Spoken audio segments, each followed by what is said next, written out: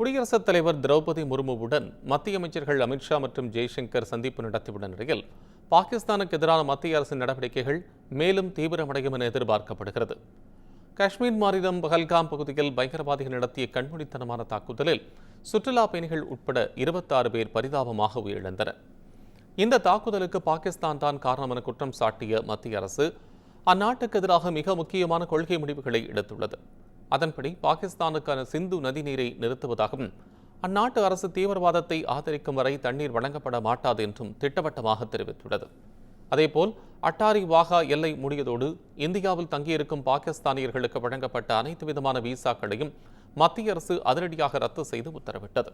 அதன்படி தொழில் நிமித்தமாகவும் மற்ற காரணங்களுக்காகவும் இந்தியா வந்த பாகிஸ்தானியர்கள் வரும் 27ஆம் தேதிக்கு மேல் அவர்களது விசா செல்லுபடியாகாது. மேலும் சிகிச்சைக்காக வந்தவர்களின் விசா 29ஆம் தேதிக்கு பிறகு செல்லுபடியாகாது என்றும் மத்திய அரசு அறிவித்துள்ளது. அதேபோல் இந்தியர்கள் யாரும் பாகிஸ்தான் செல்ல வேண்டாம் என்றும் ஏற்கனவே சென்றவர்கள் உடனே நாடு திரும்பவும் மத்திய அரசு அறிவுறுத்தியுள்ளது. இந்நிலையில் இந்திய அரசுக்கு பதிலடி கொடுக்கும் வகையில் பாகிஸ்தான் அரசும் சில முக்கியமான முடிவுகளை எடுத்துள்ளது. இந்தியாவுடனான அனைத்து வகை வர்த்தகங்களையும் நிறுத்தவுள்ளதாக அறிவித்துள்ள பாகிஸ்தான் தங்கள் நாட்டு வான்வழியை பயன்படுத்த இந்திய விமானங்களுக்கு தடை விதித்தும் உத்தரவிட்டுள்ளது.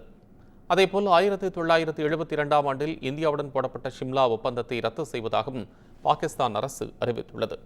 முக்கியமாக சிந்து நதி நீரை நிறுத்தினால் போராக கருதப்படும் என கூறியுள்ள அந்நாட்டு அரசு அந்நாட்டின் முப்படைகளையும் தயாராக இருக்கவும் அறிவுறுத்தியுள்ளதாக சொல்லப்படுகிறது. இப்படி இந்தியாவும் பாகிஸ்தான் அரசும் மாறி மாறி அதிரடி உத்தரவுகளை பிறப்பித்து வருவதால் இரு நாடுகளுக்கும் இடையே அசாதாரண சூழல் நிலவி வருகிறது. இந்த நிலையில் குடியரசுத் தலைவர் திரௌபதி முர்முவை சந்தித்த மத்திய அமைச்சர்கள் அமித்ஷா மற்றும் ஜெய்சங்கர் மத்திய அரசின் நடவடிக்கைகள் குறித்து ஆலோசனை நடத்தியதாக சொல்லப்படுகிறது.